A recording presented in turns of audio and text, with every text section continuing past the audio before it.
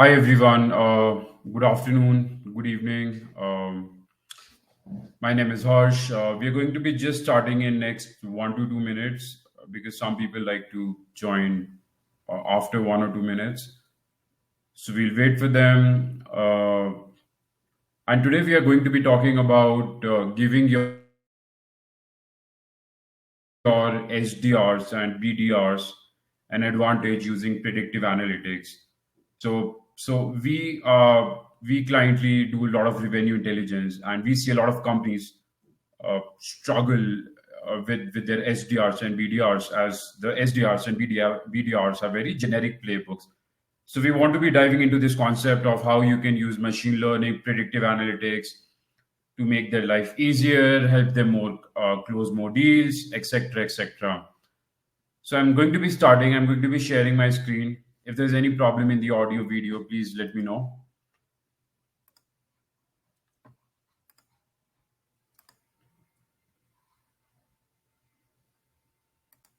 Okay, perfect. Uh, so again, this one is going to be a half an hour webinar where I'll be going through a lot of things. I'll be touching them. And then if you have any questions, comments, please put it out in the chat. I'll take it afterwards.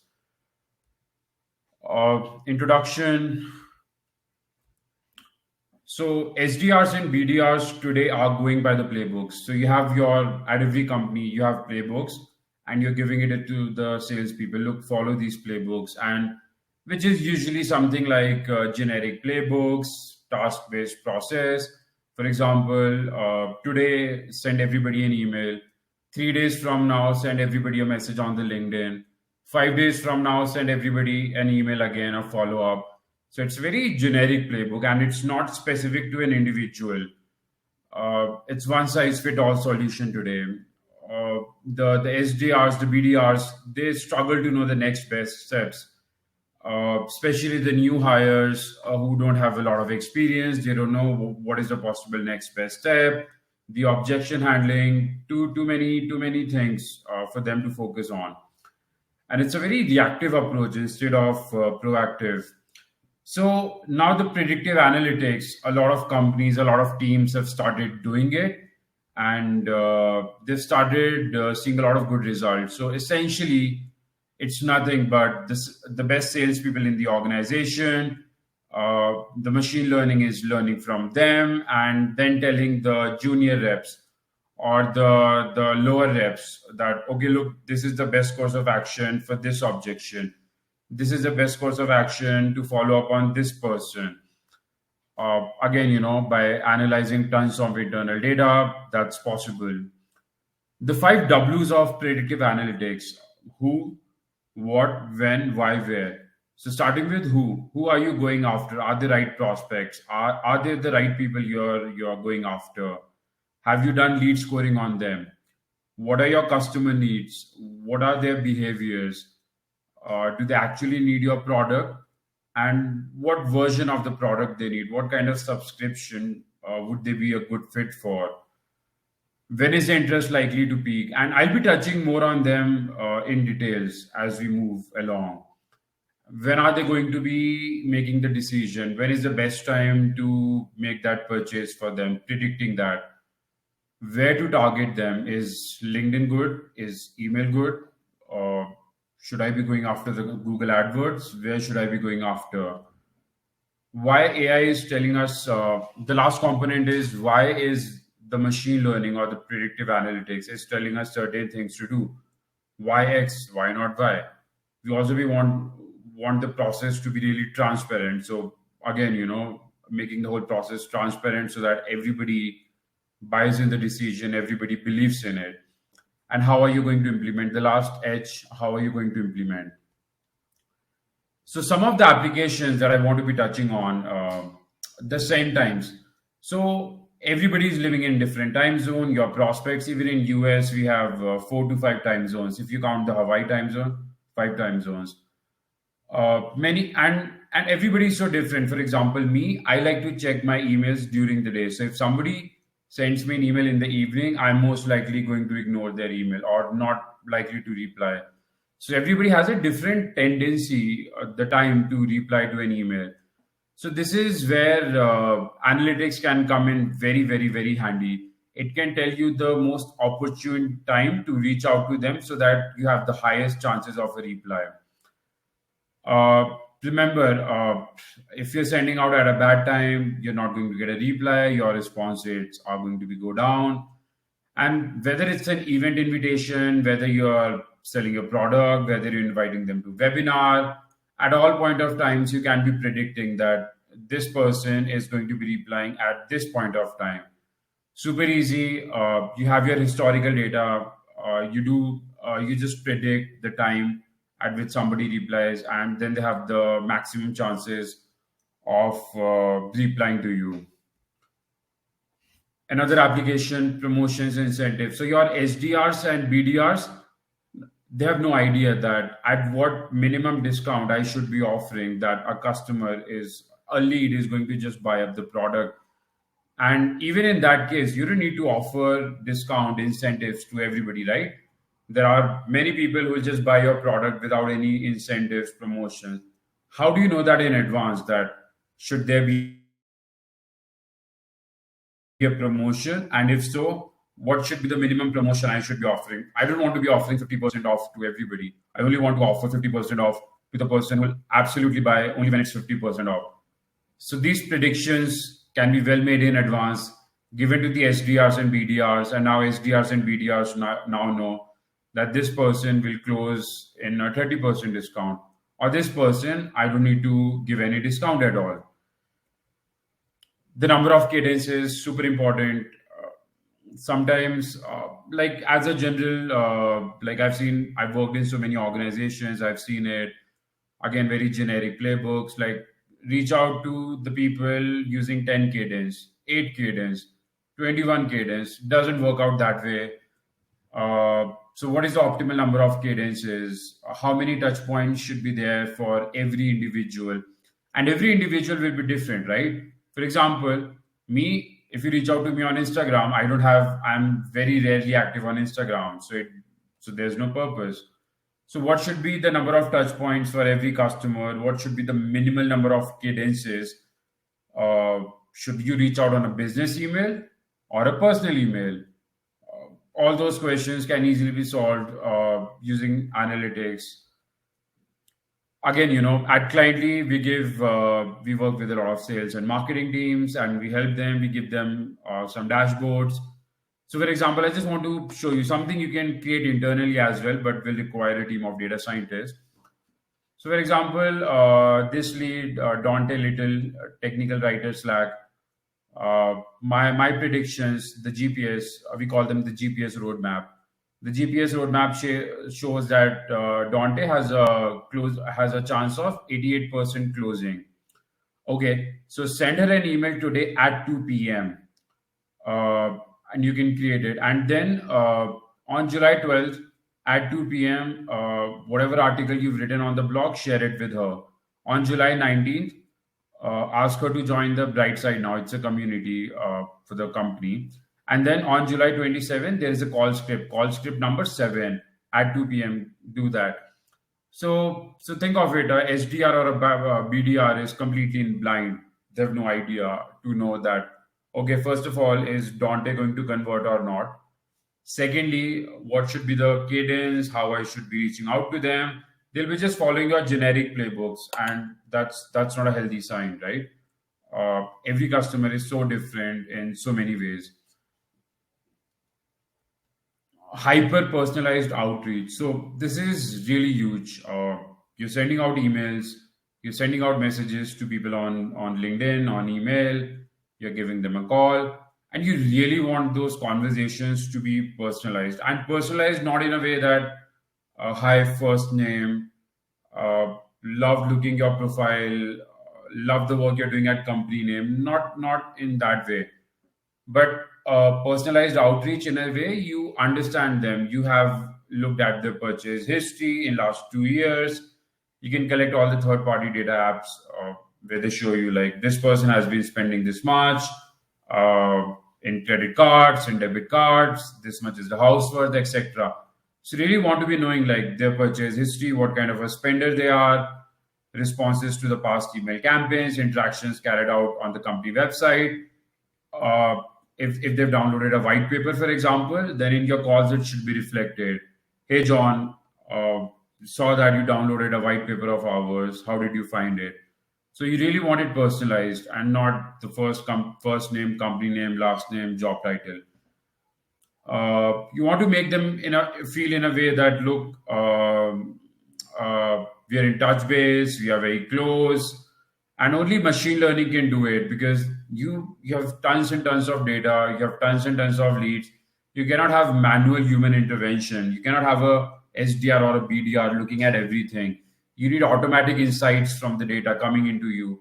Okay, this lead has downloaded white paper in last 2 months. This lead is going to be really buying in next 4 months from now. This lead will have a potential deal close of $100,000. Just give me 1 minute. Okay, I'll take up the questions.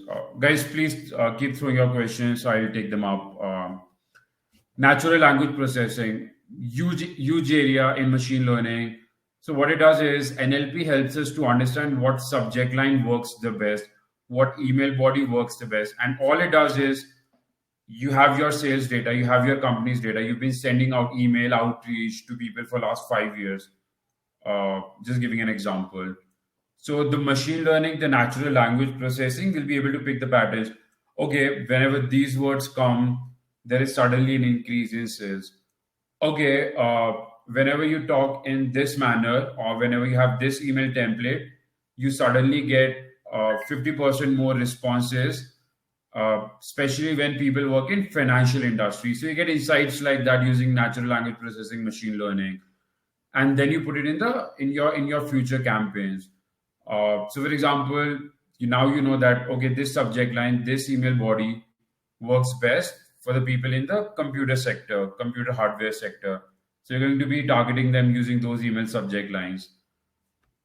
And everybody, trust me, we at Cliently have sent more than 30,000, 40,000 outreach emails. The reason why, despite having such a small team, we are so successful in our outreach, because we do a lot of machine learning ourselves and we get down to the very basics. Okay, people in the financial industry, people with a team size of 20 to 30 employees, somebody who's a C-level executive, somebody who lives in Ohio. This is going to be the best subject line, best email body that is going to get us the highest reply. So we do tons and tons of machine learning in our own internal processes. Again, discussing about personalized outreach, why is it important?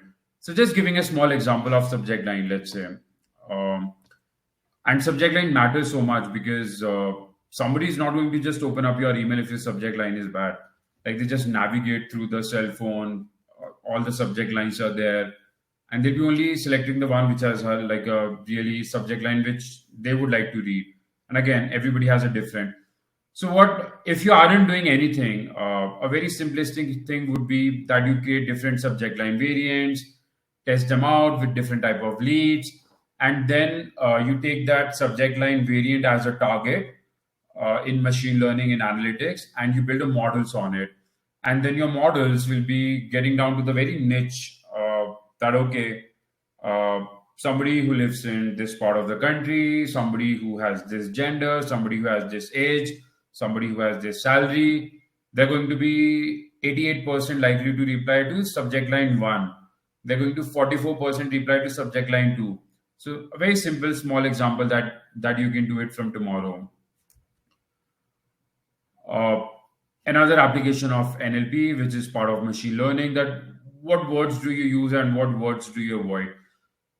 So if nothing else, me as a data scientist, if you give me your data right now today, I can easily tell you that which words are leading to increase in sales and which words are decreasing to lead in sales.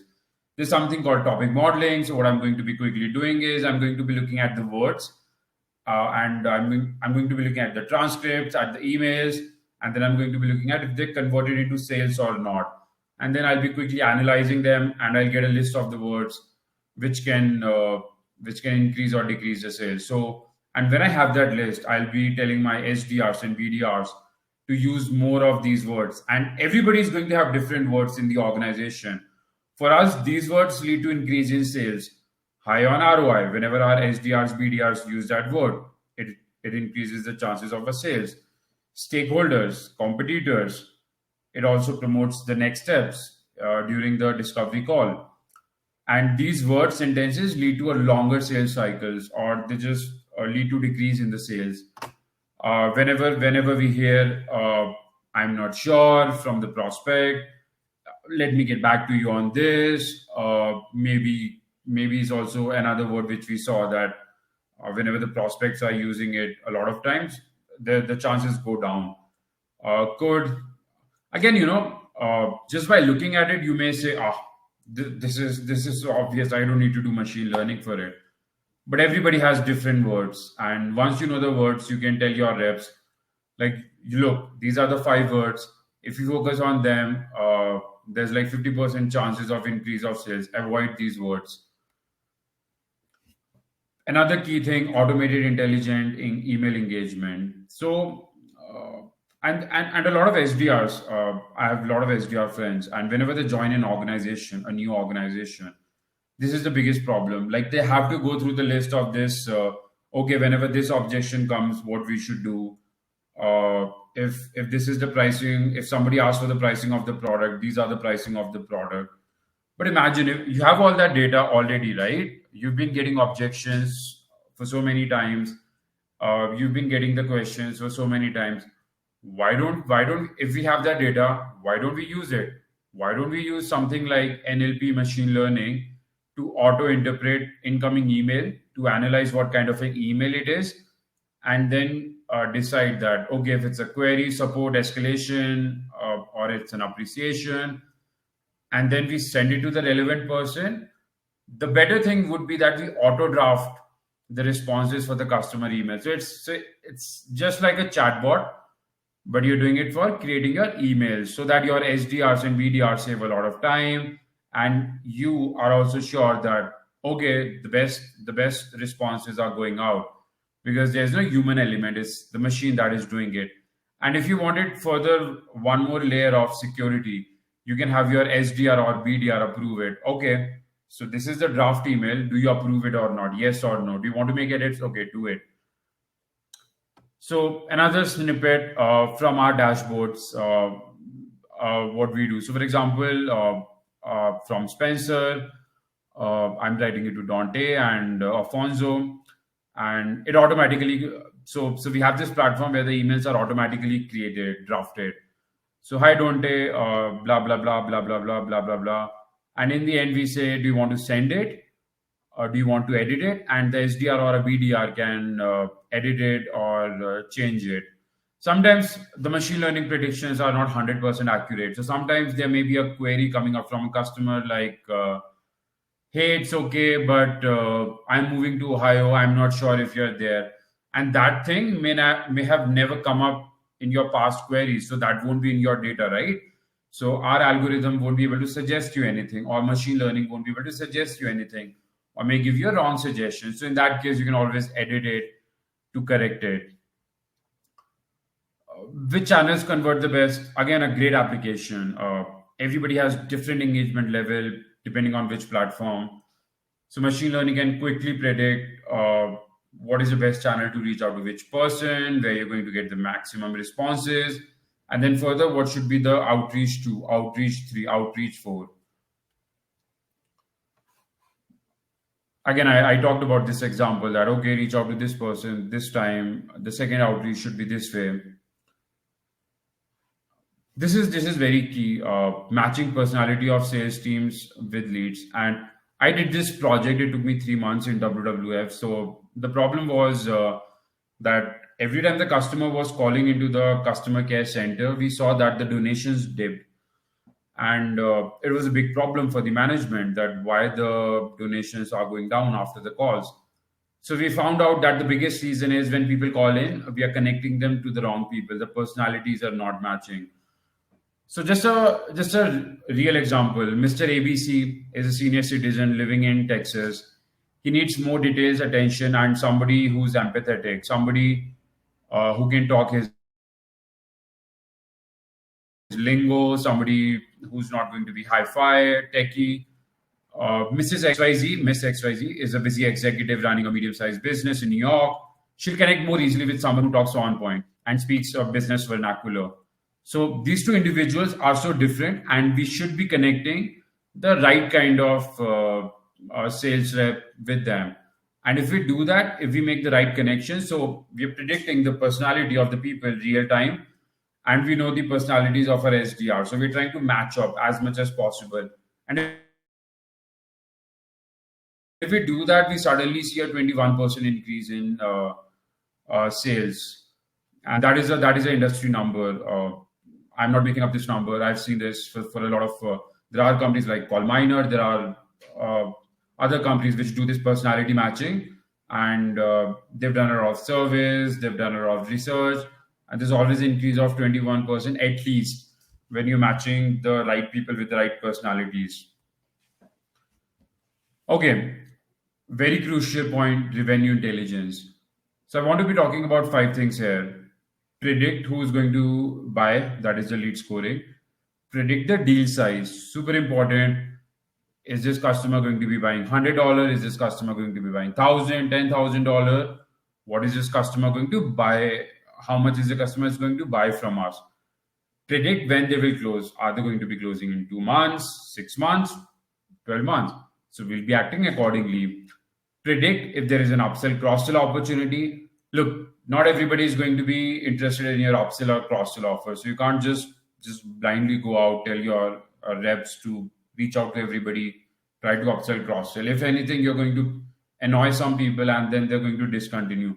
For example, I discontinued from my Apple iPhone recently because I was getting upsell cross-sell offers every time. And I'm a very miser person. I'm not interested in AirPods. So I'm sure they're doing a lot of machine learning, but in this case, eventually I dropped out of my iPhone because of their too much pitches about cross-sell, upsell. Also, I wasn't happy with the iPhone, of course. So that is important that predict well in advance if it's an upsell, cross-sell opportunity. Not everybody is going to be interested. So you predict the right people and then you go out after them. Predict if you need to give discount or offer and how much. You don't need to give discounts to everybody. You need to give out discounts to very few people. And you need to be predicting that how much discount should I be giving to them. So lead scoring, huge application. A lot of companies are doing it, but a lot of companies are also doing it wrong. Let's understand why. So lead scoring is a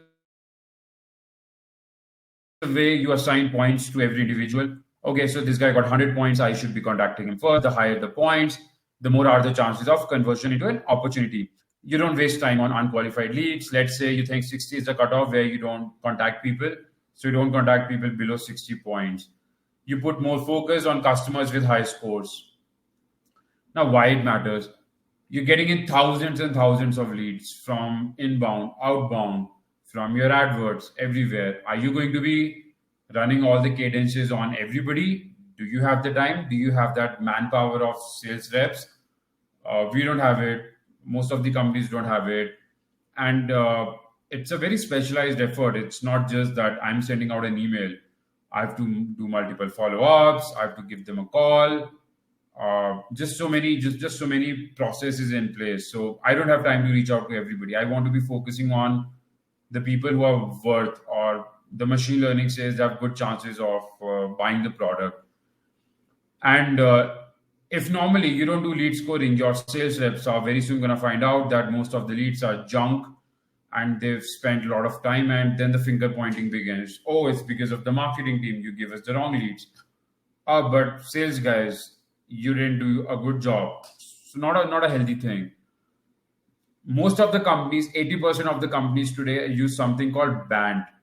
BANT is nothing but budget, authority, need, and a timeline. So during the call, they're going to find out that if the person has a budget, authority, need, and a timeline. Now, that's a very primitive way of doing a lead scoring. Why? Because today the buying process has changed so much. It's no longer a one-time event. People are looking at your website. People are looking at your information on your social media. They're gathering the information. They're downloading your white papers. So they're creating a lot of digital signatures, and you need to capture that digital behavior. You need to understand from their digital body language if they're going to be buy the product or not. As well as you can't have call with everybody, half an hour, 1 hour calls with everybody, and trying to find out, okay, if they have a budget, authority, need, and a timeline.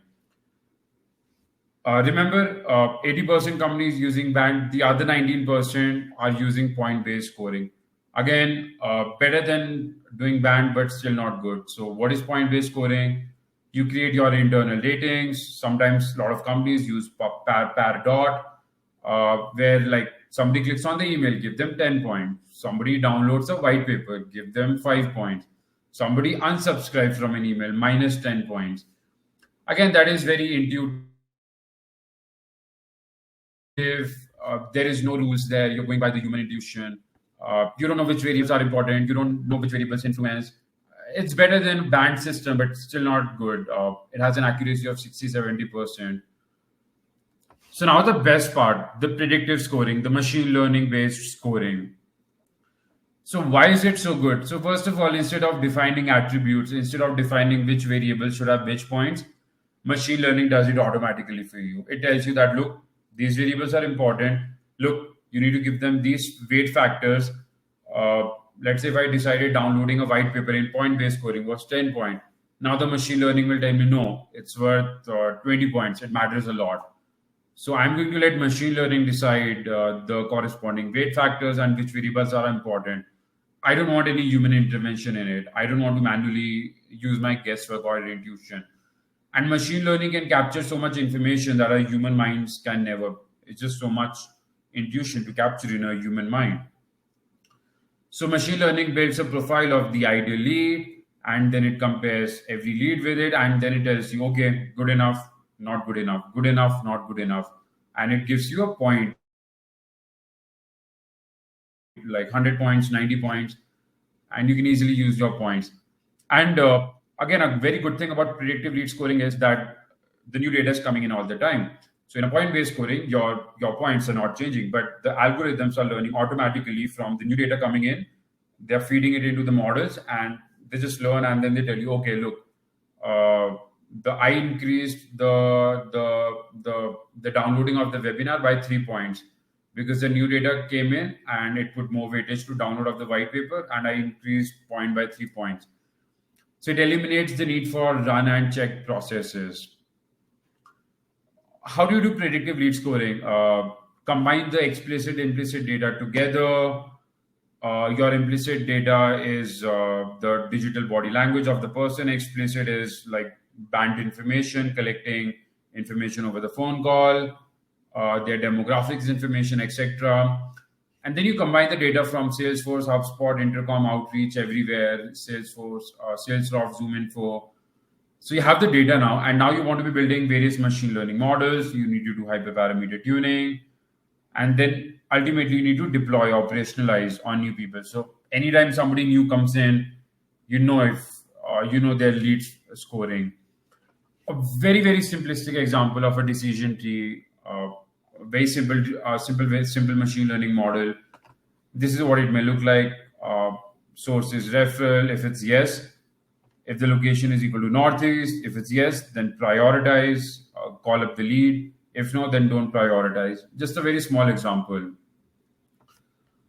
Again, a quick dashboard to give you an idea. So I have this person's lead scoring now is more than 75%. Okay, it's very good chances of converting. So this way I can have the lead scoring for everybody.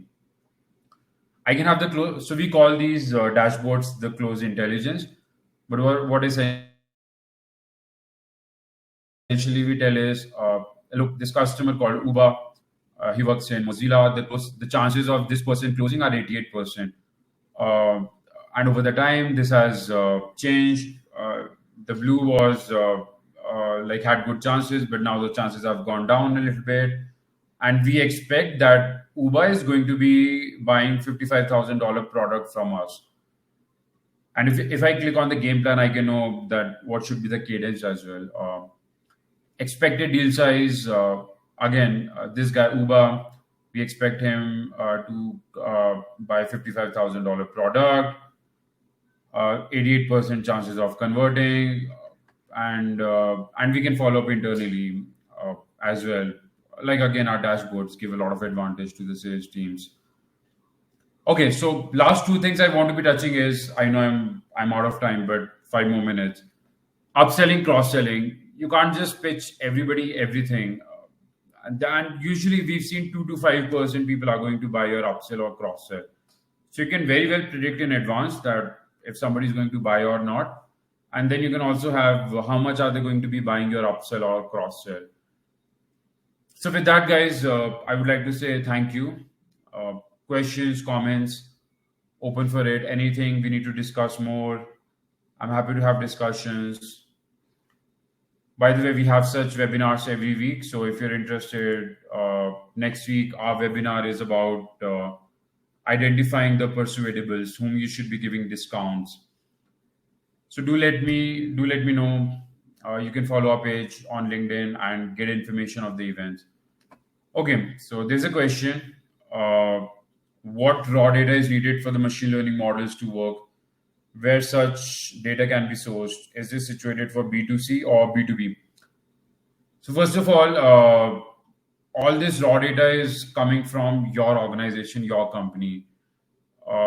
If you don't have the data, then the machine learning doesn't get started, because everything begins with data collection and the right amount of data collection. Of course, we can do all the data cleaning, feature engineering, model building, but if there's no data, then nothing can happen. Now, remember in the lead scoring, I was talking about implicit data and the explicit data. So, for example, implicit data would be something like if people are clicking to your website, how many times have they clicked on your website? Have they filled out the survey forms? Have they downloaded the white papers? So you need to have a CRM in place, and you can use a lot of tools like Salesforce, HubSpot, ZoomInfo, etc., as well as buy a lot of data from the third party. So I've seen companies like, I'm forgetting their name, but a lot of companies also sell third party data of these leads, prospects. So you can use it, combine everything, and then start doing the machine learning. But no data, no machine learning. If you don't have a central process of collecting machine learning, can't do anything. So it's good that for next 6 months, 1 year, if you don't have that process in place, consider focusing on data collection, having a central platform, CRM, etc. Guys, any other question? I hope I answered the question. B2C, B2B doesn't matter. B2C, you have more data. B2B, you have some data, but precise data, and a lot of good fields as well.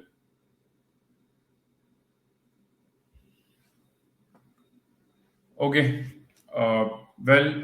It's 1:33 p.m. my time. Thank you guys for being on the webinar. Wonderful having you all. Looking forward to see you next time.